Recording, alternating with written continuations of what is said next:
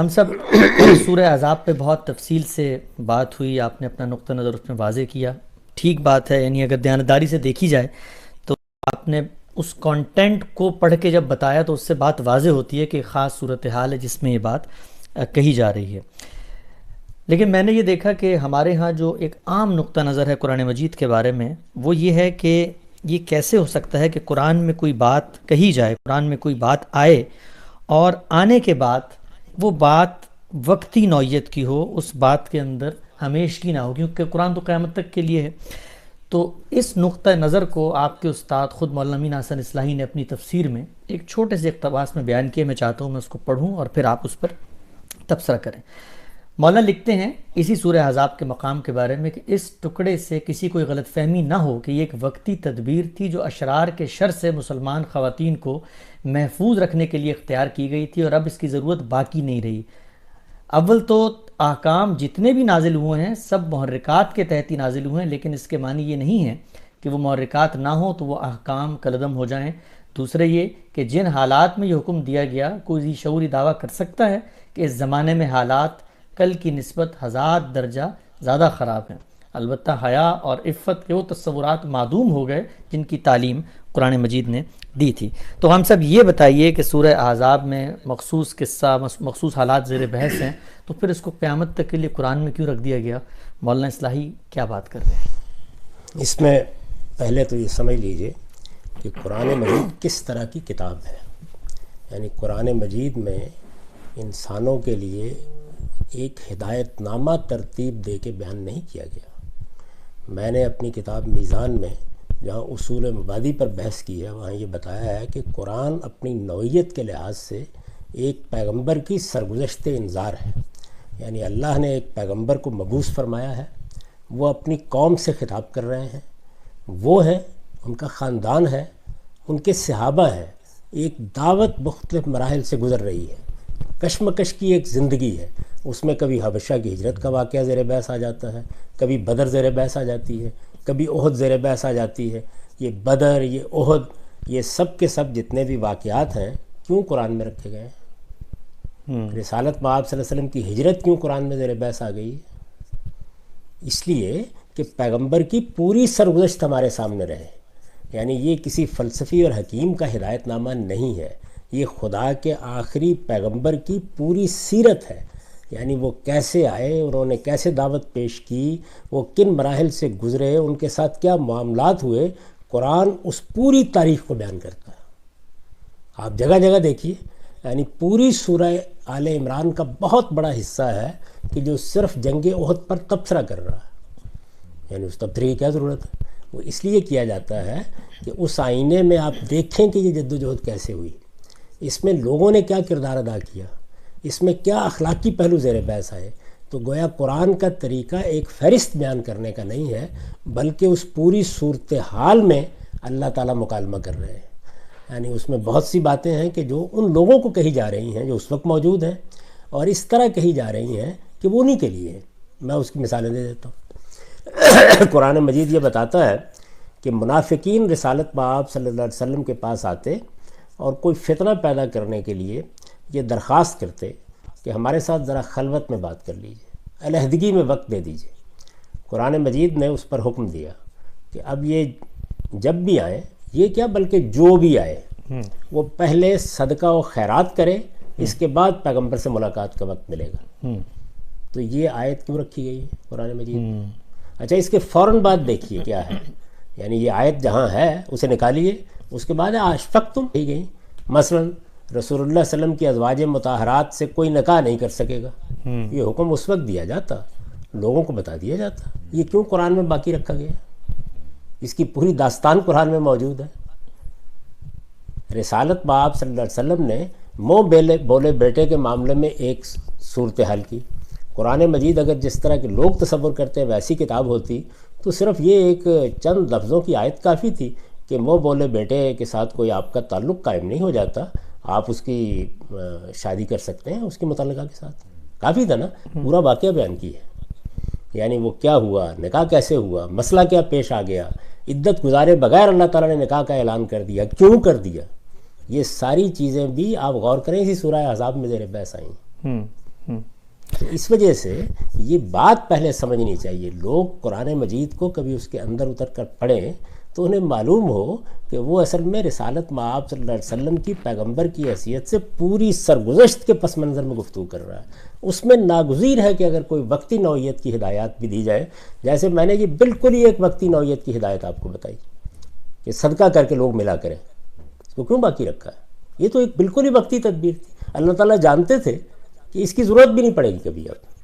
اچھا، رسول اللہ صلی اللہ علیہ وسلم تمہارے درمیان موجود ہوں، جنگ کی نوبت آ گئی، نماز کا وقت آ گیا، اب اس میں بتایا گیا کہ حضور موجود ہوں، اس لیے کہ عام حالات میں وہ مسئلہ ہی پیش نہیں آتا.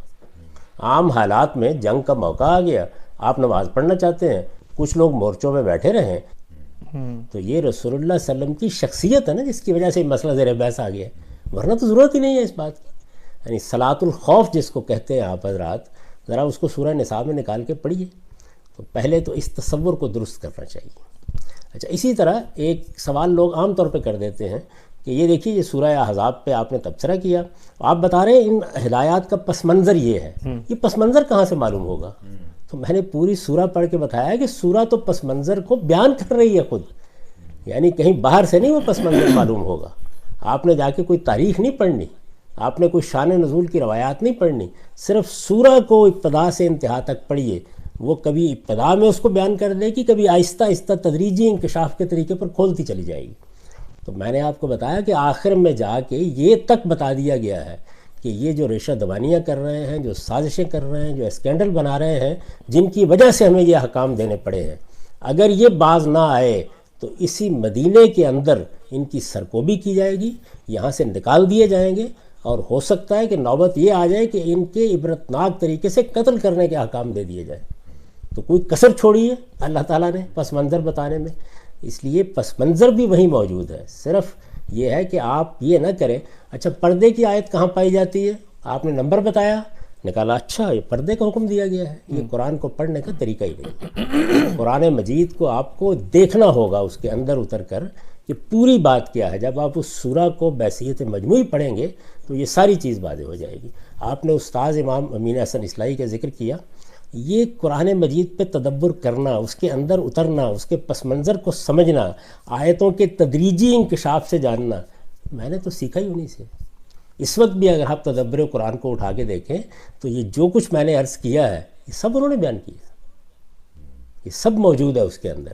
یہاں جو آپ نے ان کا اقتباس پڑھ کے سنایا وہاں غلطی کیا ہے؟ دیکھیے غلطی ابو حنیفہ سے بھی ہوگی، شافعی سے بھی ہوگی، مالک سے بھی ہوگی، امین حسن سے بھی ہوگی، امام فراہی سے بھی ہوگی، مجھ سے بھی ہوگی، ہمارے بعد آنے والوں سے بھی ہوگی. غلطی کو متعین کرنا پڑے گا. یہ کوئی استدلال ہی نہیں ہے کہ انہوں نے یہ بات کہی ہے. آپ اس کے اندر اتر کر دیکھیے، یعنی جو غلطی لگی ہے وہ یہ ہے کہ پہلے حکم ہے کیا اس کو متعین نہیں کیا گیا. اس لیے میں نے بہت تفصیل سے بتایا، یعنی پس منظر تو بالکل درست بیان کر دیے. خود بتا رہے ہیں کہ اس کو دیکھیں گے جب آپ تو کہیں گے نا کہ یہ تو ایک وقتی تدبیر ہے، لیکن خود حکم کو کیا حیثیت دے رہے ہیں. آپ جانتے ہیں غلطی کہاں سے لگ رہی ہے؟ جلباب کا لفظ پڑھتے ہی ذہن پردے کی طرف منتقل ہو گیا، جو پہلے سے موجود ہے تہذیب، جو اصل میں پہلے سے ذہن میں موجود ہے، پس منظر میں موجود ہے. اور یہاں میں یہ بات بھی عرض کروں آپ کی جناب جی، یہ بھی آپ کو بتا دوں کہ جس وقت کوئی غلط تعبیر اختیار کر لی جائے، وہ غلط تعبیر پھر آہستہ آہستہ سوسائٹی میں رائج ہو جائے، اس غلط تعبیر پر ایک کلچر، ایک تہذیب وجود میں آ جائے، اس تہذیب میں آپ آنکھیں کھولیں، اسی کے اندر آپ نے نشو و نما پائی ہو، اس کے سحر کو توڑنا آسان کام نہیں ہوتا. میں جانتا ہوں، میں اس سب کچھ سے گزرا ہوں. تو ظاہر ہے کہ استاذ امام کا بھی ایک پس منظر، ہماری ایک اشرافیہ کی تہذیب تھی، ہم نے گھروں میں دیکھا یہ سب کچھ تھا. میں نے آپ کو یہ بتایا کہ یہی پالکیاں، یہی خواتین کے بارے میں یہ مسئلہ تو حمیت اور غیرت کا مسئلہ بن گیا ہوا تھا. یہ پس منظر ہے. اس میں جیسے ہی جلباب کا لفظ آیا ہے تو فوراً ذہن یہاں پر اٹک گیا ہے کہ یہ غالباً پردے کا حکم ہے. یہ پردے کا حکم نہیں ہے، یہ عفت اور حیا کو قائم رکھنے کا حکم ہی نہیں ہے، یہ شناخت قائم کرنے کا حکم ہے. اس لیے میں نے توجہ دلائی، خود اس آیت کے اندر دیکھیے. تو یہ وہ جگہ ہے جہاں سے کسی بڑے سے بڑے آدمی کو غلطی لگ سکتی ہے. یہ خیال نہ کیجئے کہ میں یہ کہہ رہا ہوں مجھے نہیں لگ سکتی. اچھا نہیں، لیکن میری بات پر بھی آپ کو ایسے ہی تنقید کرنی پڑے گی. یہ جو آپ نے ابھی بات فرمائی رام صاحب، یہی بات میں بہت معذرت کے ساتھ پیش کروں گا. لوگ آپ کے لیے بھی تو کہتے ہیں کہ ایک جدید ترقی کے ماحول میں، پوسٹ ماڈرنزم کے دور میں، استعمار کے بعد آنکھ کھولیے تو یہ کیسے ہو سکتا ہے؟ مولانا نے تو اپنا استدلال قرآن پہ کھڑا کیا، تو ہم ان کے اس محرک یا اس پس منظر کے بارے میں کیسے گفتگو کر سکتے ہیں؟ نہیں، یہ محرک کا مسئلہ نہیں ہے، یہ اصل میں غلطی کا سبب متعین کرنے کا ہے. محرک میں تو بدنیتی شامل ہوتی ہے، معاذ اللہ، اس کا کوئی تصور ہی نہیں ہے. یعنی مجھے بھی بارہا ایسے غلطی لگی ہے کہ کسی ایک لفظ سے ایک تصویر ذہن میں موجود، ذہنی پس منظر، وہ اللہ کی کتاب کی کسی تعبیر سے بنا ہے، علماء کی کسی رائے سے بنا ہے. وہ ذہنی پس منظر ٹوٹتا نہیں جب تک کہ آپ متعین طور پر نہیں بتاتے کہ یہاں غلطی ہو رہی ہے. تو یہ چیز ہے جو بیان کی گئی ہے، یہ نہیں ہے. جہاں تک میرا تعلق ہے تو میں آپ سے عرض کروں کہ دور حاضر میں لوگ کیا کہتے ہیں، کیا چیزیں نہیں کہتے. بہت کم لوگ یہ جانتے ہیں کہ یہ دور حاضری میں ہر دور میں مختلف آراء موجود رہتی ہیں، ان پر لوگ غور کرتے رہتے ہیں. تو صورتحال یہ نہیں ہے کہ ہمیں اس وقت جو لوگوں کی تہذیبی اقدار ہیں ان کو سامنے رکھنا ہے. وہ تہذیبی اقدار بھی کوئی علمی اور عقلی چیز ہے تو محرک بن سکتی ہے غور کرنے کا، لیکن تنقید جب آپ کریں گے یا غلطی بتائیں گے تو یہ کہہ کے نہیں آگے چلے جائیں گے. میں نے کہا لفظ پڑھتے ہی ذہن سے اوجھل ہو جاتے ہیں. برسوں خود میں اس صورتحال سے گزرا ہوں. اچھا، آپ اس پہ اصل میں قیاس کر کے بتا رہے ہیں کہ آپ خود بھی اس صورتحال، اس لیے کہ وہ جلباب کا لفظ بولتے ہی اصل میں پردہ، عفت، حیا اس کا تصور آتا ہے. سورہ احزاب میں عفت حیا زیر بحث ہی نہیں ہے، وہاں تو حفاظت اور تحفظ، یعنی وہاں یہ زیر بحث ہی نہیں ہے. پوری سورہ میں مجھے بتائیے کسی جگہ پر یہ چیز زیر بحث ہے کہ عفت کا تقاضا یہ ہے، حیا کا تقاضا یہ ہے. بھائی یہ بات تو اگر کہیں قرآن بیان کر دیتا تو پھر تو یہ پردے کے احکام بن جاتے سب کے سب. یہ زیر بحث ہی نہیں ہے. یعنی نہ جلباب لینے کا مقصد پردہ کرنا ہے، نہ یہ عفت اور حیا کے لیے ہے. قرآن مجید بتا رہا ہے کس لیے ہے، یورفن فلا یوزین، وہ دوسری عورتوں سے الگ پہچانی جائیں، یہ بتا رہا ہے. دوسری عورتوں سے الگ پہچانی جائیں تاکہ لوگ ان کی عزت کریں یا ان کو نہیں عزت کریں، یہ نہیں کہا، ان کو یہ اشرار اذیت نہ دیں. تو سر آج کل جو لوگ کہتے ہیں کہ یہی اپلائی ہوتا ہے یونیورسٹی، جی بالکل، میں اس پہ میں آتا ہوں، میں اس پہ آتا ہوں. یہ سب چیزیں آپ پوچھیے، لیکن میں یہ چاہتا ہوں کہ ایک ترتیب کے ساتھ پہلے ان دو چیزوں کو صاف کر لیں. جی بالکل. یعنی یہ بات، یہ جو کچھ ہم نے قرآن مجید کو اس طرح اندر اتر کے پڑھنا، اس کے پس منظر کو سمجھنا، سورہ کو اس کے باطن کے اندر جا کر دیکھنا، یہ سب استاد امام سے سیکھا ہے. لیکن میں پھر گزارش کروں کہ بڑے سے بڑا آدمی بھی ایک پوری بات کو ٹھیک سمجھ کر کسی ایک جز میں غلطی کر سکتا ہے. اس غلطی کو متعین کرنا ضروری ہے. بالکل اسی طرح جیسے میں اس پوری سورہ کو سمجھنے کے بعد آپ کے سامنے اس کی ایک تعبیر کر رہا ہوں. اب میری بات بھی غلط ہو سکتی ہے، لیکن کسی دوسرے صاحب علم کو وہی کرنا چاہیے جو میں استاد امام کے ساتھ کر رہا ہوں. بالکل ٹھیک ہے. یعنی خالص علمی تجزیہ کر کے بتانا ہے غلطی کیا ہے. تو میں صرف یہ نہیں کہہ رہا کہ باعث کیا ہوا ہے، میں یہ بتا رہا ہوں کہ اس میں نظر انداز کیا چیز ہوئی ہے. یہ لفظ نظر انداز ہو گیا، یعنی یہ باعث بتا رہا ہوں آپ کو.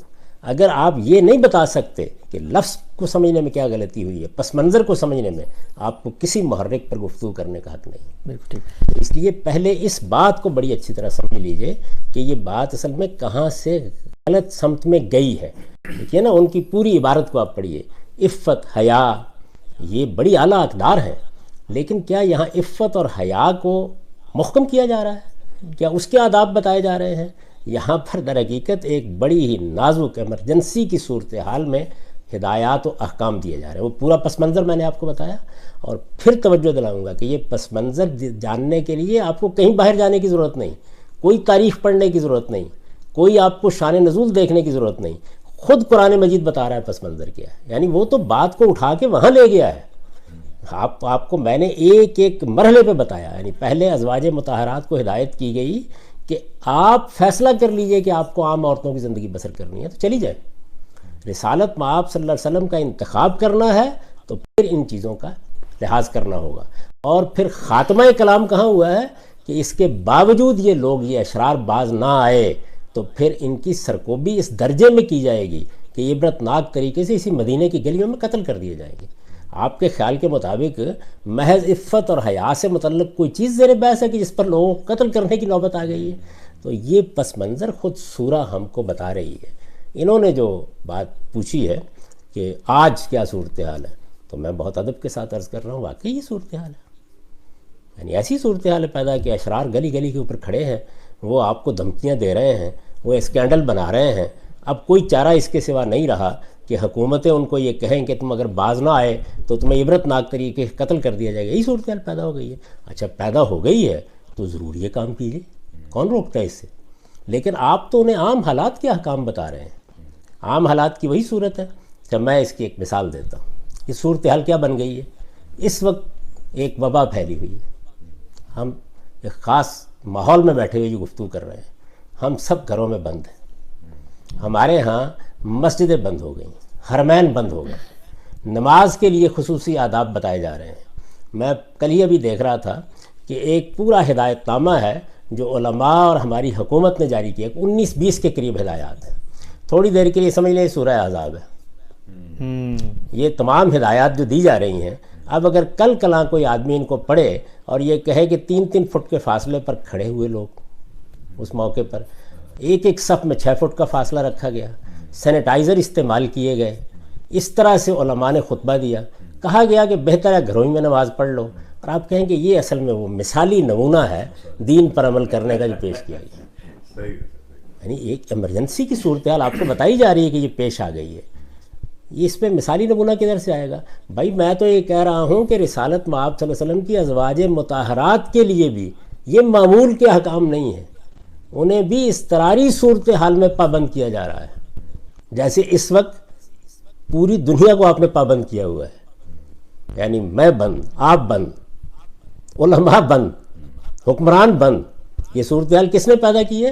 ایک وبا نے پیدا کر دی. اس میں جو کچھ آپ کہیں گے اس کو اس وبا کے پس منظر سے الگ کر کے کسی موقع کے اوپر آپ کہیں کہ یہ اصل میں نماز پڑھنے کا مثالی طریقہ ہے, کیا یہ کوئی قابل قبول بات ہوگی؟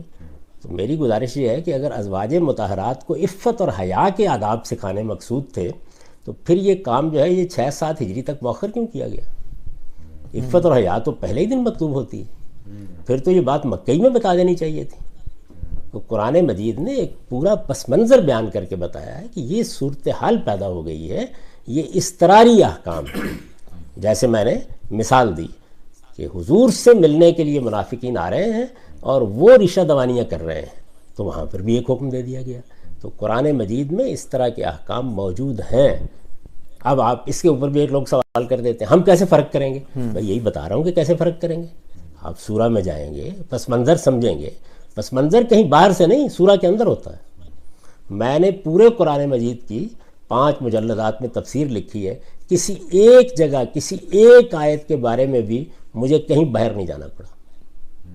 پس منظر اس کے اندر موجود ہوتا ہے, لیکن قرآن مجید پس منظر اس طرح بیان نہیں کرتا جیسے میں بیان کر رہا ہوں. وہ اس کو اشارات میں اور اسلوب کلام میں کھولتا چلا جاتا ہے. تو وہ میں نے پوری کی پوری سورہ آپ کے سامنے رکھ کے آپ کو بتایا ہے کہ ایسے ہوتا ہے. اسی طرح بعض لوگ کہتے ہیں کہ اسوہ, اسی سورہ کے اندر دلچسپ بات دیکھیے کہ رسالت مآب صلی اللہ علیہ وسلم اور صحابہ کرام کے لیے ایک اور مصیبت پیدا ہوئی, وہ غزوہ احزاب ہے, وہ بھی اسی سورہ میں زیر بحث ہے. کے اوپر سب سے کیا مطلوب ہے؟ استقامت, عزیمت سب سے مطلوب ہے. یعنی ایک جنگ ہے, لوگ مسلط ہو گئے ہیں, 25-30 ہزار لوگ چڑھ دوڑے ہیں, پورے کے پورے مدینے کا محاصرہ کر لیا گیا ہے, خندق کھود کے دفاع کرنا پڑ رہا ہے. تو کیا چیز چاہیے؟ استقامت, عزیمت, ایک جد و جہد کا جذبہ, حضور کا ساتھ دینے کا. اس موقع پر قرآن مجید رسول اللہ کو اسوے کے طور پر پیش کرتا ہے. کیسے پیش کرتا ہے؟ پہلے یہ ساری چیزیں بتاتا ہے, اس کے بعد کہتا ہے لقد کان لکم فی رسول اللہ اسوۃ حسنہ, اس موقع پر رسول اللہ تمہارے لیے بہترین نمونہ تھے. تو جو اسلوب وہاں ہے, اگر نمونہ بنانا پیش نظر تھا تو وہی اختیار کر لیا جاتا. تو پہلے ان سب غلطیوں کو سمجھیے جو ہوئی ہیں اس معاملے میں. یعنی غلطی یہ ہے کہ یہ سمجھ لیا گیا ہے کہ یہ پردے کے احکام ہے. غلطی یہ ہے کہ یہ خیال کر لیا گیا ہے کہ عفت اور حیا کی پاسداری کے لیے دیے جا رہے ہیں. نہیں, اشرار کی رشہ دوانیوں سے, سازشوں سے, اسکینڈلوں سے, بہتان ترازی سے, اس صورتحال میں جبکہ پیغمبر کو چلے جانا ہے دنیا سے, اگر کوئی چیز مجروح ہو گئی تو قیامت تک کے لیے مصیبت آ جائے گی. اس صورتحال میں یہ باتیں بتائی جا رہی ہیں. کورونا کی وبا پھیلی ہوئی ہے, اس میں ہدایت نامہ جاری کیا جا رہا ہے. تو آپ اس وبا کے ختم ہو جانے کے بعد کہتے ہیں کہ وبائیں تو آتی رہتی ہیں. آپ نے دیکھا نہیں, ملیریا بھی ہوتا ہے, آپ کو معلوم نہیں کبھی کبھی فلو بھی ہو جاتا ہے، تو اس کو جاری کیوں نہ رکھا جائے؟ بھائی نوعیت معاملہ دیکھیے کیا ہے. بہت بہت اچھی مثال دی آپ قیاس تو کریں، آپ کس چیز پہ کریں گے؟ کیا اس کرونا کی وبا کے پھیلنے کے بعد فلو نہیں ہوگا؟ کیا بخار نہیں ہوگا؟ کیا کھانسی نہیں ہوگی؟ ہوگی نا. لیکن ہم جانتے ہیں کہ اس کے علاج کے لیے 3 فٹ کے فاصلے پہ کھڑا ہونا ضروری نہیں ہوگا. تو اس لیے اگر آج بھی آپ کو ایسی صورتحال کہیں درپیش ہے تو بھائی روک کون رہا ہے؟ کریں احتیاط. لیکن اس کو آپ عام احکام بنا رہے ہیں. جنگ ہو گئی، جنگ کے زمانے میں راشننگ کر دی گئی، اس میں کرفیو لگا دیا گیا، لوگوں سے کہا گیا کہ وہ اپنی گھروں کی بتیاں بھی نہ جلائیں. آپ کہتے ہیں کہ اب کوئی اچھے حالات ہیں، گولا تو کبھی کبھی گر ہی جاتا ہے، ابھی نندن تو کبھی کبھی آ ہی جاتا ہے. میرے نزدیک یہ استدلال بالکل غلط استدلال ہے. یعنی ایک اضطراری صورتحال میں، ایک اذیت کی صورتحال میں، اتنے بڑے مسئلے میں اس وقت ہدایات دی جا رہی ہیں. آپ دوبارہ پڑھیے سورہ کو، اندر اتریے اس کے اندر، آپ کو معلوم ہو جائے گا کہ نہ یہ عفت کے احکام ہے، نہ حیا کے احکام ہے، کچھ بھی نہیں. ان میں سے کسی ایک حکم کا موضوع ہی نہیں ہے. وہ اشرار کی اذیتوں سے مسلمانوں کو، ان کے گھروں کو محفوظ کرنے کے لیے اضطراری تدابیر ہیں جو بتائی جا رہی ہیں، جیسے اس وقت آپ بتا رہے ہیں اس وبا کے زمانے میں. ان سے یہ استدلال نہیں کیا.